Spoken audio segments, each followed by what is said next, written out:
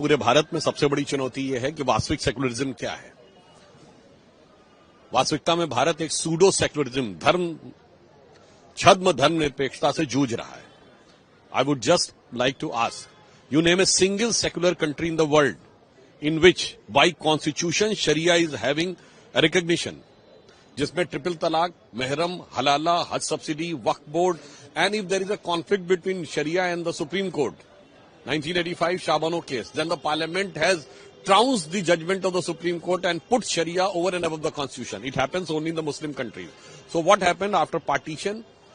Two nations, at that time it was just two nations, Pakistan and Bangladesh were created. They were the Islamic countries, and India was created as partially constitutionally Islamic country. Now we are making, under Prime Minister Shri Narendra Modi ji, as a true secular country.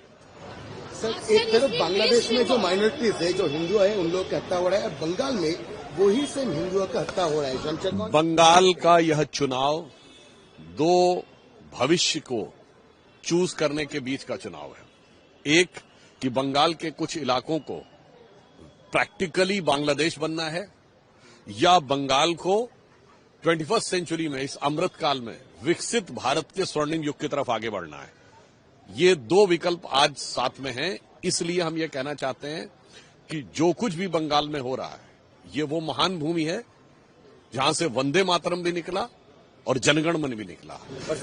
ये तृणमूल के जमाने में तो बंगाल में बहुत सारे घोटाला। देखिए, प्रॉब्लम क्या है कि पश्चिम बंगाल की सरकार इस कदर करप्शन में है। पार्थो चटर्जी के यहाँ और उनके जो साथियों के यहाँ जिस प्रकार से कैश बरामद हुआ, और ममता बनर्जी जी ने ईडी की रेड में जिस प्रकार की घबराहट दिखाई है, never in the history of India, Bharat में हमने कभी नहीं सोचा होगा। चीफ मिनिस्टर खुद गई। She didn't rely on her police, she didn't rely on her staff. उन्होंने अपने हाथ में खुद ली फाइल।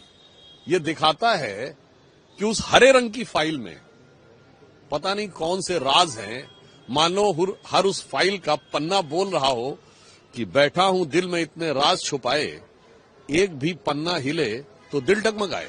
सर, देखा गया कि जो ईडी की जब रेड हुई थी, सीएम पहुंची वहां पर, तो उन्होंने अपने साथ पुलिस को भी लेते गए। इवन रेड, मैं यही तो कहना चाह रहा हूं, ईडी के कार्यों में जिस प्रकार से हस्तक्षेप किया गया, जो कि प्योरली टेक्निकल और प्रोफेशनल आधार के ऊपर हो रहा था, उसके अगेंस्ट से मामला कोर्ट में भी गया हुआ है। बट महत्वपूर्ण बात यह है, कि ममता जी को अपनी पुलिस पर भरोसा नहीं था। नॉर्मली चीफ मिनिस्टर कभी कोई कागज भी लेता है तो उसके साथ का कोई सपोर्टिंग स्टाफ लेके चलता है। उनको अपने पर्सनल स्टाफ पर भी भरोसा नहीं था। फिर ऐसी क्या चीज थी उसमें